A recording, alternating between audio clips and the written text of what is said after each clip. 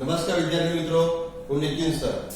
આપણે આજે ધોરણ 10 વિષય વિજ્ઞાન એમાં પ્રકરણ 10 પ્રકાશ, પરાવર્તન અને વક્રીભવન એમાં લેક્ચર 4 અગાઉ 3 લેક્ચરમાં માહિતી મેળવી છે. આજે લેક્ચર 4 માં આપણે અરીસા સૂત્ર એટલે શું અને તેનું ગાણિતિક સ્વરૂપમાં લખો તેના વિશે માહિતી મેળવવાની છે. અરીસા સૂત્ર એટલે શું, તેનું ગાણિતિક સ્વરૂપ. તો જોઈએ કે વસ્તુ અંતર u, વસ્તુ અંતરની સંજ્ઞા u કહેવામાં આવે છે. પ્રતિબિંબ અંતરની સંજ્ઞા છે v અને કેન્દ્ર લંબાઈની સંજ્ઞા છે f.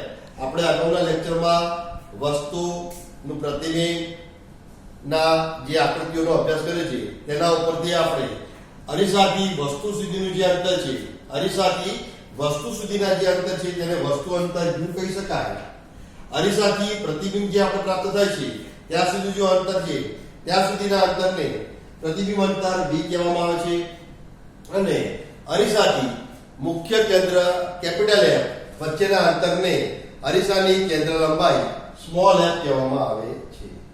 તો અહીં જોઈ શકીએ જે વ્યાખ્યા, વસ્તુ અંતર u, પ્રતિબિંબ અંતર v અને અરીસાની કેન્દ્ર લંબાઈ સ્મોલ f વચ્ચેનો સંબંધ દર્શાવતા સૂત્રને અરીસા સૂત્ર કહેવામાં આવે છે. અને અરીસા સૂત્રનું ગાણિતિક સ્વરૂપ કે તો આ રીતે લખી શકાય: 1/v plus 1/u is equal to 1/f. તો આ થયું અરીસા સૂત્રનું ગાણિતિક સ્વરૂપ. હવે અહીં જોઈ શકાય છે કે આપણે અરીસાથી વક્રતા કેન્દ્ર C આકૃતિમાં આવો અભ્યાસ કરેલ છે. તો અરીસાથી જે વક્રતા કેન્દ્ર C છે, અરીસાના ધ્રુવ P થી વક્રતા કેન્દ્ર C સુધીનું જે અંતર છે તેને વક્રતા ત્રિજ્યા r કહેવામાં આવે છે.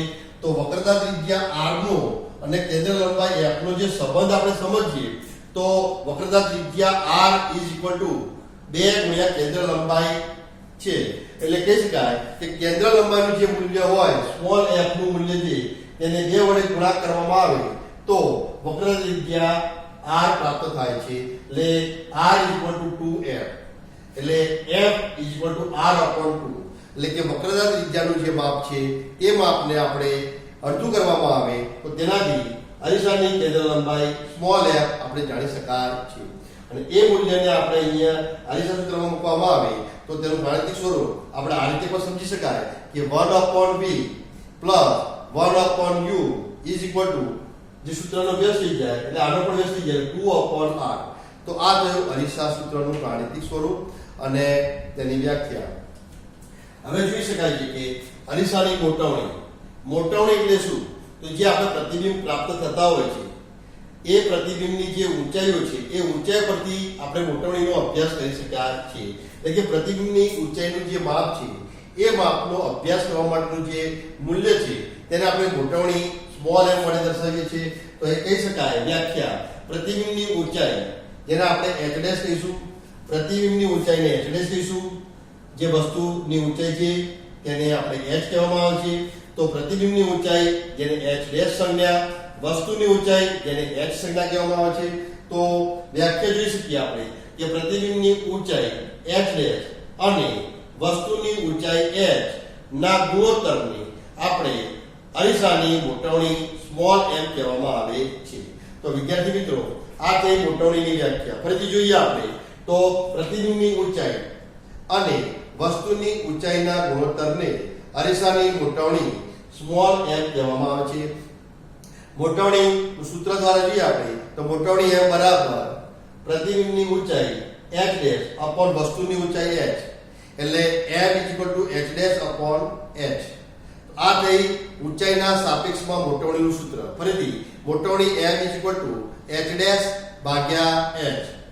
જે કહી શકાય કે પ્રતિબિંબની ઊંચાઈ ભાગ્યા વસ્તુની ઊંચાઈ. આ થયું ઊંચાઈના સંદર્ભમાં મોટવણીનું સૂત્ર. હવે વસ્તુ અંતર u અને પ્રતિબિંબ અંતર v ના સંદર્ભમાં આપણે મોટવણીનું સૂત્ર જોઈ શકીએ છીએ કે વસ્તુ અંતર u, પ્રતિબિંબ અંતર v અને મોટવણી m ના સંદર્ભમાં તેનું સૂત્ર મોટવણી m - v/u. તો આ થયું મોટવણીનું સૂત્ર. અરીસાનું જે છે વસ્તુ અંતર u, પ્રતિબિંબ અંતર v ના સંદર્ભમાં તેનું સૂત્ર થયું તો મોટવણી m -v/u. તો આ બંને સૂત્ર થયા મોટવણીના સૂત્ર. હવે મોટવણીના લગતી કેટલીક માહિતી આપણે મેળવીએ. તો જો આપણે જે અરીસા વડે પ્રાપ્ત થતા જે પ્રતિબિંબ છે તે પ્રતિબિંબ ચત્તુ પ્રતિબિંબ મળે. પ્રતિબિંબ ચત્તુ મળે છે તો પ્રતિબિંબની ઊંચાઈ આપણે જે કે મુખ્ય અક્ષની ઉપર અને નીચે આપણે ગોળીય અરીસાની કાર્ટેજ સંજ્ઞા પદ્ધતિમાં અભ્યાસ કર્યો હતો. તો તેમાં પ્રતિબિંબ જો ચત્તુ મળે તો પ્રતિબિંબની ઊંચાઈ ધન મળે છે, એટલે કે h' નું મૂલ્ય ધન હોય છે. તેવા સંદર્ભમાં મોટવણીનું મૂલ્ય પણ ધન જ હશે. પ્રતિબિંબની ઊંચાઈ h' નું મૂલ્ય ધન, તો તે સંદર્ભમાં પ્રતિબિંબ ચત્તુ, મોટવણીનું મૂલ્ય ધન, અને એ વખતે આપણે એ પ્રતિબિંબ જે મળ્યું છે તે પ્રતિબિંબને આપણે આભાસી પ્રતિબિંબ કહી શકાય. એ પ્રતિબિંબ આપણું કયું પ્રતિબિંબ? આભાસી પ્રતિબિંબ. ફરીથી જોઈએ, ચત્તુ પ્રતિબિંબ એટલે પ્રતિબિંબની ઊંચાઈ ધન મળશે, પ્રતિબિંબની ઊંચાઈ h' નું મૂલ્ય ધન હશે, અને ધન હશે તે વખતે મોટવણીનું મૂલ્ય m નું મૂલ્ય પણ ધન આવશે, અને એ વખતે આપણે તે આભાસી પ્રતિબિંબ કહી શકાશે. હવે બીજું માહિતી જોઈએ તો ઉલટું પ્રતિબિંબ. કેટલીક વખતે જ્યારે અરીસા વડે મળતું જે પ્રતિબિંબ છે ઉલટું પ્રતિબિંબ મળે છે. પ્રતિબિંબ ઉલટું મળે તો તે વખતે પ્રતિબિંબની જે ઊંચાઈ h' છે તેનું મૂલ્ય ઋણ મળે છે, અને પ્રતિબિંબ h' નું મૂલ્ય ઋણ મળે તો તે વખતે હંમેશા મોટવણીનું મૂલ્ય પણ ઋણ જ મળે છે. તો પ્રતિબિંબની ઊંચાઈ ઋણ તો મોટવણીનું મૂલ્ય ઋણ મળે છે, અને તે વખતે ઉલટા પ્રતિબિંબ હશે, મોટવણીનું મૂલ્ય ઋણ હશે, તો તે વખતે આપણને મળતું જે પ્રતિબિંબ છે તે આભાસી પ્રતિબિંબ છે તેમ કહી શકાય. અને ત્રીજી માહિતી આપણે જોઈએ સમતલ અરીસો. આપણે ઘરમાં જે અરીસો છે તે સમતલ અરીસો છે. તો આ સમતલ અરીસો જે છે તે વખતે મોટવણીનું મૂલ્ય હંમેશા +1 મળે છે. તો આ થઈ આપણે મોટવણીને લગતી માહિતી. તો વિદ્યાર્થી મિત્રો, આપણે અરીસા સૂત્ર અને મોટવણીની માહિતી મેળવી. હવે આપણે આગળ જોઈએ કે આપણે પાઠનું જે હેડિંગ હતું પ્રકાશ, પરાવર્તન અને વક્રીભવન. તો આપણે શરૂઆતમાં પ્રકાશના સ્વરૂપ વિશે માહિતી મેળવી. લેક્ચર 1, 2, 3 માં આપણે પ્રકાશના સ્વરૂપની માહિતી અને તેના પરાવર્તનને લગતી તમામ માહિતી મેળવી ચૂકેલ છે. હવે આપણે વક્રીભવનના સંદર્ભમાં જોઈએ તો વક્રીભવન જેનું મુખ્ય બીજું પદ છે વક્રીભવનની વ્યાખ્યા. તો જોઈએ, જ્યારે પ્રકાશનું ત્રાંસુ કિરણ એક પારદર્શક માધ્યમમાંથી બીજા પારદર્શક માધ્યમમાં પ્રવેશે છે ત્યારે બે માધ્યમોને જુદા પાડતી જે સપાટી છે, બે અલગ અલગ માધ્યમો પારદર્શક, તો બે માધ્યમોને જુદા પાડતી સપાટી પાસે તેની દિશા, એ પ્રકાશના કિરણની દિશા, પ્રસરણની દિશા બદલાય છે, અને એ ઘટનાને આપણે પ્રકાશનું વક્રીભવન કહીએ છીએ. તો આ તે પ્રકાશના વક્રીભવનની વ્યાખ્યા. ફરીથી જોઈ શકીએ છીએ કે પ્રકાશનું ત્રાંસુ કિરણ, લંબ કિરણ ક્યારે પણ વક્રીભવન સીધે સીધું થશે ત્યારે તેમાં વક્રીભવનની ઘટના જોવા મળતી નથી. પરંતુ પ્રકાશનું ત્રાંસુ કિરણ એક પારદર્શક માધ્યમમાંથી બીજા પારદર્શક માધ્યમમાં પ્રવેશ કરે છે ત્યારે બે માધ્યમોને જુદા પાડતી સપાટી આગળ તેના કિરણની પ્રસરણની દિશા બદલાય છે. તે ઘટનાને પ્રકાશનું વક્રીભવન કહે છે. અને એ આપણે જોઈએ આકૃતિ દ્વારા, તો અહીંયા આ જે છે AB સપાટી છે, એ AB સપાટી એ માધ્યમોને જુદા પાડતી સપાટી છે. AB માધ્યમની સપાટી છે, અને માધ્યમમાં જોઈએ આપણે તો ઉપરનો AB સપાટીનો જે ઉપરનો ભાગ છે તે હવા છે. આ ઉપરનો ભાગ આપણે હવા થયો જેને માધ્યમ A કહીશું, અને તે AB સપાટીનો નીચેનો ભાગ જે આપણે બતાવ્યો ડોટેડ દ્વારા તે પાણી છે જે માધ્યમ 2 છે. હવે તેના વક્રીભવનાંકની માહિતી આપણે લઈશું ત્યારે જોઈશું. તો હવા જે માધ્યમ છે તેનો વક્રીભવનાંકને n1 એટલે આપણે η1 કહેવાય, અને આ રીતે કહીશું અને η શબ્દથી આપણે ઓળખીશું. જે વક્રીભવનાંકના આપણે મૂલ્યને η શબ્દ વાપરીશું એટલે n η1 η2 માધ્યમ 1 હવા, માધ્યમ 2 પાણી. અને અહીં જોઈ શકાય છે કે બે માધ્યમોને જુદા પાડતી સપાટી AB. હવે પ્રકાશનું જે કિરણ આવે છે તે PQ કિરણ છે, એ ત્રાંસુ કિરણ છે, અને આ m એ સપાટી પર દોરેલો લંબ m જે છે એ સપાટી પર દોરેલો છે. n q m સપાટી પરનો લંબ છે. માધ્યમ 2 એટલે પાણી, માધ્યમ 1 એટલે હવા, અને AB એટલે માધ્યમની સપાટી. ખ્યાલ આવી ગયો?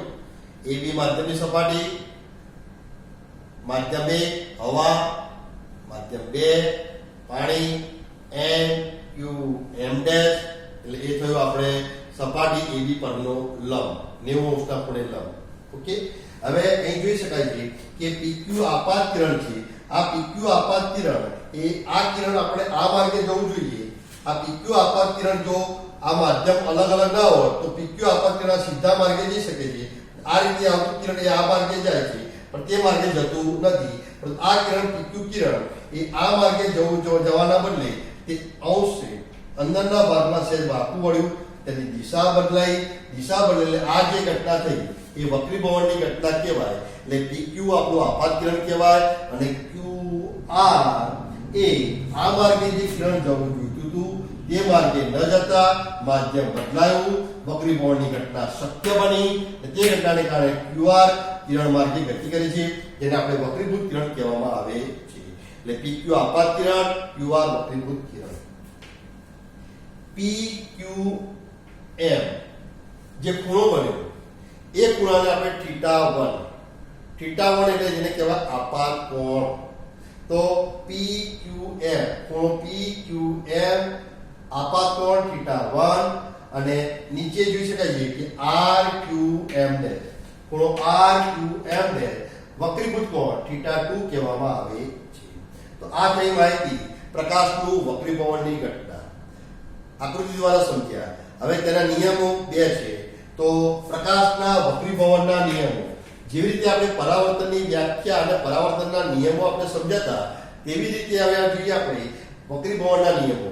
વિદ્યાર્થી મિત્રો, પ્રકાશના નિયમો કે પરાવર્તનના નિયમો, તો પરાવર્તનના નિયમો આપણે અગાઉ લેક્ચર 2 માં ભણ્યા છે તે લખવાના, પરંતુ અહીં વક્રીભવનના નિયમો કે આ નિયમો લખવાના. કયા બે નિયમો તો સમજીએ. પ્રકાશના વક્રીભવનના નિયમો, તો આપાત કિરણ PQ, QR વક્રીભૂત કિરણ અને સપાટી પર દોરેલો લંબ NQM એટલે આપાત કિરણ, વક્રીભૂત કિરણ અને જે તે સપાટીઓ માધ્યમને જુદા પાડતી જે સપાટી છે એ સપાટી પર દોરેલો લંબ જે છે એ લંબ એ એક જ સમતલ છે. આપણે આ બોર્ડ પર એક સમતલ કહેવાય, તો એક જ સમતલમાં આવેલા છે તેમ કહેવામાં આવે છે.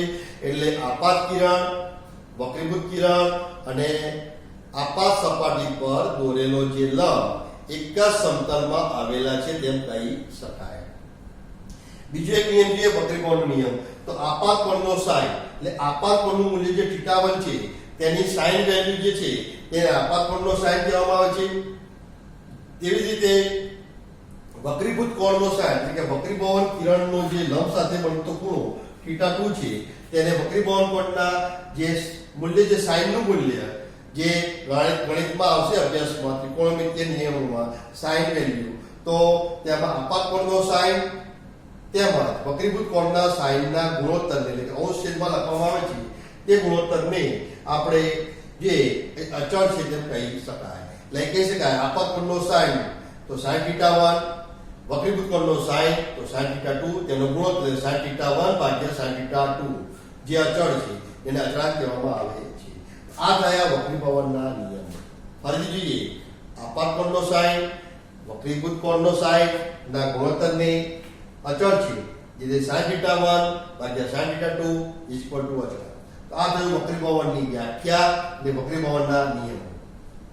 હવે આપણે જોઈ શકીએ છીએ કે બધા વ્યવહારમાં આપણે જે વક્રીભવનની જે ઘટનાઓ જે આપણે નિહાળીએ છીએ તે ઘટના તમને ભાસ થતો હશે, પણ તમને ખ્યાલ નથી કે આ ઘટના વક્રીભવન કહી શકીએ. તો જોઈએ આપણે અહીંયા, તો જે પાણી છે એ પાણી ભરેલી જે ટાંકી હોય છે અથવા તો પાણી ભરેલું જે ડોલનું છે એ તળિયું, એ ટાંકીનું તળિયું અથવા ડોલનું તળિયું આપણને ઉપરની તરફ ઉપસેલું દેખાય છે. કેમ? કારણ કે આપણે જે જોઈએ છે ત્યારે બહાર પાણીની સપાટીની બહાર ઉભા રહીને જોઈએ છે, ત્યારે તેવા સંદર્ભમાં આપણે હવા માધ્યમમાં છે ત્યારે પાણી ભરેલી ડોલ છે તે અથવા તો ટાંકી છે તેમાં પાણી ભરેલું છે એટલે માધ્યમ અલગ અલગ છે. એટલે નીચે જે તળિયું છે તે સપાટીનું તળિયું આપણને ઉપરની તરફ ઉપસેલું દેખાય છે, તે વક્રીભવનની ઘટના કહેવાય. તેવી રીતે સરોવર જે છે એ સરોવરમાં અને તળાવમાં અથવા સ્વિમિંગ પુલમાં તમે જાઓ તો તે વખતે પણ જે તળિયું છે એ તળિયુંમાં જેની જે વાસ્તવિક ઊંડાઈ જે છે એ વાસ્તવિક ઊંડાઈ આપણને ખ્યાલ આવતો નથી અને તે સંદર્ભમાં તેનું તળિયું આપણને વિદ્યાર્થી મિત્રો ઉપર તરફ દેખાય છે. એટલે કે આપણને જ્યારે પણ આપણે આવા કોઈ જગ્યાએ જઈએ, નાવા પડીએ તો એની જે તળિયું છે એ તળિયાની સપાટી વાસ્તવમાં તેની ઊંડાઈ કરતાં ઉપર તરફ દેખાશે, તો આ સંદર્ભમાં આપણે કહી શકાય છે કે આપણે એની સાચી ઊંડાઈ જાણી શકતા નથી. તો સ્વિમિંગ પુલમાં, ટાંકીમાં જે આપણે તળિયું ઉપર તરફ દેખાય છે એટલે એની ઊંડાઈ આપણે અભ્યાસ કરતા નથી, અને કેટલીક વાર જો આપણે થાક કહી દઈએ તો આપણે ઊંડાઈમાં કેટલીક વાર આપણે મુશ્કેલી પડે છે અને અકસ્માત પણ થઈ શકે છે. તો આ એક પકડી પવનની ઘટનાનું કહી શકાય. તે રીતે બીજું કહી શકું કે જે પાણી ભરેલો જે ગ્લાસ છે, એ પાણી ભરેલા ગ્લાસમાં જો આપણે કોઈ સિક્કો મૂકવામાં આવે, 5 રૂપિયાનો કે 10 રૂપિયાનો કે કોઈ બી સિક્કો મૂકવામાં આવે, તો સિક્કો મૂકતા તે સિક્કો પણ ઉપર તરફ ઉપસરો દેખાય છે, એ પણ એક વક્રી પવનની ઘટના કહેવાય. તો આ વ્યવહારમાં જોવા મળતી વક્રી પવનની ઘટના છે. અને તેવી રીતે પાણી ભરેલા કાચના ગ્લાસમાં જો ત્રાસી પેન્સિલ મૂકવામાં આવે છે, તો ત્રાસી પેન્સિલ મૂકતા ઉપર જે અડધો ગ્લાસ ભરેલો હોય અને એ અડધા ગ્લાસની ઉપરની જે સપાટી હવા છે અને નીચે પાણી ભરેલું છે, તો એ બે માધ્યમને અલગ પાડતી જે સપાટી છે, પાણીની સપાટી, તે જગ્યાએ જે પેન્સિલ છે એ આપણને તૂટેલી દેખાય છે, એવો ભાસ થાય છે. વાસ્તવમાં તે તૂટેલી હોતી નથી. આ થઈ આપણી પાણી ભરેલા કાચના ગ્લાસમાં પેન્સિલ મૂકતા તે ત્રાસી દેખાય અથવા તો તૂટેલી દેખાય છે. તળિયું ઉપર તરફ ઉપસેલું દેખાય છે, સિક્કો પણ ઉપર તરફ ઉપસેલો દેખાય છે. આ થઈ વક્રી પવનની ઘટના. અને બીજું છે કાચનો જે લંઘન છે, તો સપાટી ઉપર જે નીચે લખાણ હોય એ લખાણની ઉપર જો આપણે કાચનું લંઘન મૂકવામાં આવે તો તે અક્ષરો જે હોય છે એ અક્ષરો પણ આપણને ઉપસેલા અને જો અભ્યાસ કરવામાં આવે થોડા મોટા પણ દેખાય છે. તો એ પણ થયું વક્રી પવનની ઘટના. અને એવી રીતે કાચના લંઘનની પાછળના ભાગમાં જો ચોક મૂકવામાં આવે અથવા તો અન્ય કોઈ વસ્તુ મૂકવામાં આવે તો તે તૂટેલું આપણને દેખાય છે. તો આ તમામ ઘટનાઓ થઈ તે વક્રી પવનની ઘટના છે તેમ કહી. આ તે વિદ્યાર્થી મિત્રો આપણે વક્રી પવનની વ્યવહારમાં જોવા મળતી કેટલીક ઘટનાઓ. એ સિવાય અન્ય ઘણી બધી ઘટનાઓ છે જે વક્રી પવનના સંદર્ભમાં આપણે ઘટનાઓનો અભ્યાસ કરીએ છીએ, આપણને ખ્યાલ આવતો નથી. અને આ બધી વક્રી પવનની ઘટના થઈ. હવે જોઈએ આપણે 3 શબ્દોની ફરક લઈએ. તો સાપેક્ષ વક્રી પવના, નિરપેક્ષ વક્રી પવના અને પ્રકાશીય ઘનતા. તો પહેલું જોઈએ સાપેક્ષ વક્રી પવન. તો વિદ્યાર્થી મિત્રો સાપેક્ષ વક્રી પવન એટલે જોઈએ કે માધ્યમ 1માં પ્રકાશનો વેગ, પ્રકાશના વેગ અથવા પ્રકાશની ઝડપ જે લખી શકાય. તો માધ્યમ 1માં પ્રકાશનો વેગ અને માધ્યમ 2, માધ્યમ 1 અને માધ્યમ 2 એટલે શું? તો આપણે જોઈએ તો હવા, પાણી જે છે, કાચ છે, હીરો છે, તો આ જે પણ પારદર્શક સપાટી છે એ પારદર્શક આપણને જે પદાર્થ છે તો તે આપણે માધ્યમ અલગ અલગ કહેવાય, પારદર્શક માધ્યમ. તો અહીં માધ્યમ 1, માધ્યમ 2 કે હવા, પાણી એવા અલગ અલગ માધ્યમ છે. તો જોઈ શકીએ છીએ આપણે માધ્યમ 1માં પ્રકાશનો વેગ અને માધ્યમ 2માં પ્રકાશનો વેગ, અલગ અલગ માધ્યમ આપણે એ સમજવાનું. માધ્યમ 1માં પ્રકાશનો વેગ અને માધ્યમ 2માં પ્રકાશના વેગના ગુણોત્તરને માધ્યમ 1ની સાપેક્ષે માધ્યમ 2નો સાપેક્ષ વક્રી પવનાંક કહેવામાં આવે છે, જેને N21. 1ની સાપેક્ષે 2નો સાપેક્ષ વક્રી પવનાંક N21 માધ્યમ 1માં પ્રકાશનો વેગ ભાગ્યા માધ્યમ 2માં પ્રકાશનો વેગ. માધ્યમ 1માં પ્રકાશના વેગને આપણે v1 કહીશું, માધ્યમ 2માં પ્રકાશના વેગને આપણે v2 કહીશું. તો N21 v1 ભાગ્યા v2. માધ્યમ 1માં પ્રકાશનો વેગ v1 ભાગ્યા માધ્યમ 2માં પ્રકાશનો વેગ v2, જેને આપણે N21 કહીશું. તો આ થયું સાપેક્ષ વક્રી પવન. માધ્યમ 1ની સાપેક્ષે માધ્યમ 2ના વક્રી પવનાંકને વેગના ગુણોત્તરને N21 વડે દર્શાવીએ છીએ. તો માધ્યમ 1માં પ્રકાશનો વેગ, માધ્યમ 2માં પ્રકાશનો વેગ v1 ભાગ્યા v2 નો ગુણોત્તર, તેને કહેવાય સાપેક્ષ વક્રી પવનાંક. હવે નિરપેક્ષ વક્રી પવનાંક. નિરપેક્ષ વક્રી પવનાંક હંમેશા શૂન્ય અવકાશમાં સાપેક્ષે લેવામાં આવે છે. તો શૂન્ય અવકાશ જ્યાં કોઈ પણ માધ્યમમાં હવા, પાણી, કાચ ના હોય તો એ જે વિસ્તાર થયો તે શૂન્ય અવકાશ કહેવાય. તો શૂન્ય અવકાશમાં પ્રકાશનો વેગ c, જેને કહીશું આપણે, એના માટે c સંજ્ઞા છે. શૂન્ય અવકાશમાં પ્રકાશનો વેગ c અને આપેલ માધ્યમમાં પ્રકાશનો વેગ જે v છે તેના ગુણોત્તરને નિરપેક્ષ વક્રી પવનાંક કહેવામાં આવે છે. તો નિરપેક્ષ વક્રી પવનાંક Nm તો કહી શકાય તો શૂન્ય અવકાશમાં પ્રકાશનો વેગ અથવા ઝડપ ભાગ્યા આપેલ માધ્યમમાં પ્રકાશનો વેગ v. તો Nm શૂન્યાવકાશમાં પ્રકાશનો વેગ c, માધ્યમમાં પ્રકાશનો વેગ v, n = c/v. તો આ થઈ નિરપેક્ષ વક્રીભવનની વ્યાખ્યા. અને હવે ત્રીજું પ્રકાશીય ઘનતા. તો પ્રકાશીય ઘનતા તો એની વ્યાખ્યા જોઈએ કે પ્રકાશને વક્રીભૂત કરવાની માધ્યમની જે ક્ષમતા છે, વક્રીભૂત થાય છે, પ્રકાશનું કિરણ છે વક્રીભવન પામે છે ત્યારે એનો જે આંક દર્શાવીએ છીએ આપણે વક્રીભવનાંક કહીએ છીએ. તો પ્રકાશનું જે કિરણ છે તે વક્રીભૂત કિરણ થતું હોય છે. વક્રીભૂત કિરણ છે તો પ્રકાશને વક્રીભૂત કરવાની જે માધ્યમની ક્ષમતા છે તેને પ્રકાશીય ઘનતા કહેવામાં આવે છે. ને પ્રકાશીય ઘનતા જે છે એ અને વજન જે આપણે કહીએ છીએ પદાર્થનું એને દળ ઘનતા કહેવાય. તો દળ ઘનતા જે આપણે જે પદાર્થ કેટલો ભારે છે એની જે ઘનતા જે ભારેપણું એને દળ ઘનતા કહીશું. પણ જે પ્રકાશીય ઘનતા છે આ બંનેનો જે સંબંધ છે એ સમાન હોતા નથી. સમજવામાં તમારે સમજ ના થાય. દળ ઘનતા એટલે જે પદાર્થ છે કેટલો ભારે છે એ ભારેપણું જે છે એને આપણે દળ ઘનતા વડે દર્શાવીએ છીએ.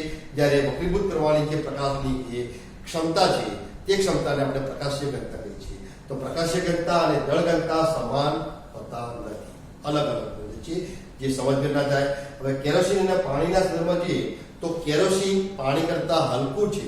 તો કેરોસીનની દળ ઘનતા એ પાણીની દળ ઘનતા કરતા ઓછી છે, હલકું છે. પાણી ઉપર કેરોસીન તરે છે એટલે કેરોસીનની દળ ઘનતા પાણીની દળ ઘનતા કરતા ઓછી છે.